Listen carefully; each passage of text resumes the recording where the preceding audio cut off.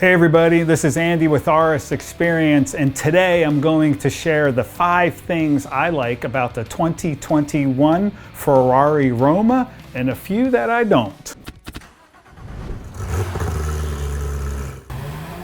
Hey, I'm Andy, a high-performance car enthusiast with a passion for well-engineered automobiles. I love to drive mountain roads with like-minded enthusiasts, along with sharing driving tips and techniques in my Porsche GT3 RS and BMW M2 CS. Hey, I want to give a shout out to Brian, the owner of this Ferrari, for allowing me to share the images and talk about his car. Let me share with you a few things about this Ferrari Roma. This car is, I believe it's the entry level into Ferrari brand.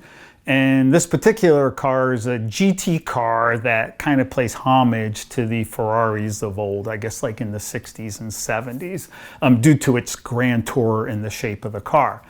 This particular car has a 3.9 liter twin turbo V8 engine. The car has 612 horsepower and 560 pound-feet of torque and red lines at 7,500 RPM, which is typical nowadays for turbocharged cars. The car will do 0 to 60 in 3.4 seconds and has a top speed of 199 miles an hour. Please only do that on the track.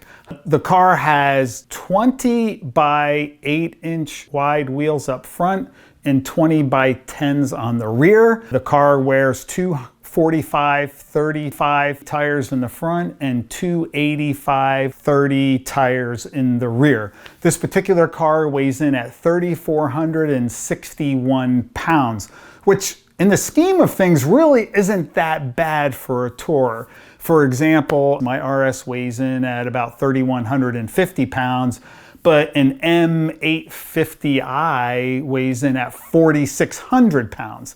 So you can see that this car really isn't that heavy for the grand touring car that it is. First thing I like about this car is the styling.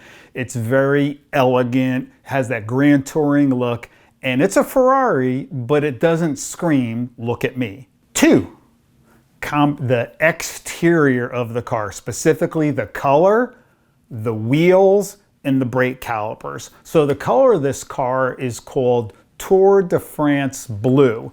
And then with the kind of that diamond cut wheel, so you have some black with the silver, and then the yellow brake caliper, it looks really good. The contrast, I think, the way Brian configured this car came out really well. The third thing I like about this car, the interior. So what about the interior? So there's a few things. One is the color. It's called Cuoio. I think that's Italian for leather, but it's the tan color that you see on the interior.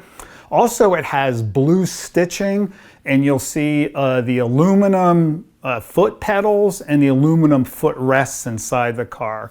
One of the things about Ferrari, like many high-end manufacturers, right, is that the fit and finish on the interior of this car is really done nicely. I would say it's superb on the interior. The fourth thing I like about this car is actually the engine and the exhaust note. So this is a turbocharged engine, but one of the things with the manufacturers is I noticed some are doing a pretty good job with the sound of the engines on the turbocharged. In particular, I would say McLaren. I'm a fan of the McLaren turbocharged engines. I think those sound really well. And this Ferrari actually sounded pretty good. It has a quad exhaust at each end. They look like little cannons kind of sticking out from the rear bumper. But down low, the sound is that low, throaty kind of rumbling sound that actually sounds pretty good. Number 5 is the larger shift paddle. So on the steering wheel, you have the larger shift paddles, which I like on the McLarens and I like on the Lamborghinis. I wish Porsche would do it. Yes, there is aftermarket paddles, that you can add to the PDK transmission on the Porsches, but I just wish Porsche would do it. The other thing I like about the paddles in these cars is they tend to be on rockers. So, usually you're going up on the right and downshifting on the left.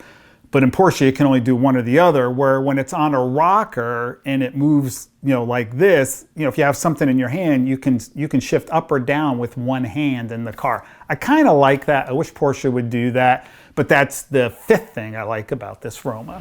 Okay, so there's a few things that maybe I'm not a big fan of with the Roma. So the first thing is, I'm not a big fan of all the buttons on the steering wheel. I know that's Ferrari, turn signals, this, that, and everything. Everything's on the wheel. I get that.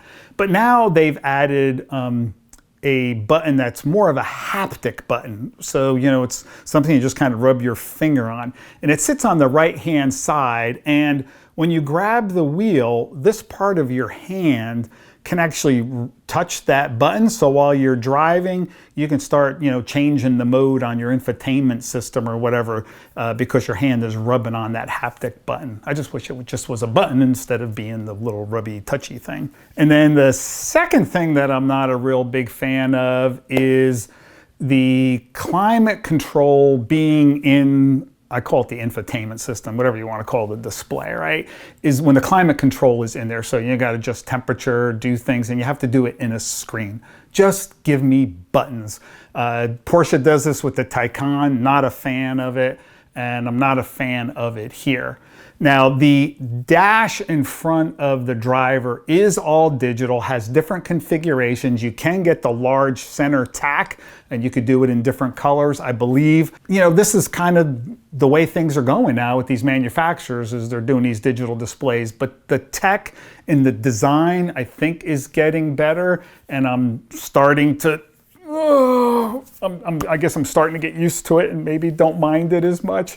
I still like an analog dial. But anyway, that part, that screen is really nice. It's clear, and obviously, you have a lot of, they add a lot of configurability into those screens now, which is kind of a nice feature. But anyway, don't put the climate control in the infotainment. This 2021 Ferrari Roma is a fantastic car, and in this color, this Tour de France blue, it looks absolutely amazing. I think this GT car is a car that has a dual personality. So if you just want to cruise around town in kind of that grand touring car, take your lady out, or do I say take your partner out, whatever. You want to go out on the town, I think this is classy. And then the other part of the personality is if you want to go tear it up on the mountain roads, you can take this car out on the mountain roads, and it's nice and agile too. So I think this particular car satisfies both. Please subscribe to this channel if you are passionate about performance cars, want to better your driving skills, want to learn about new cars from an unbiased reviewer, are interested in car modifications and gear.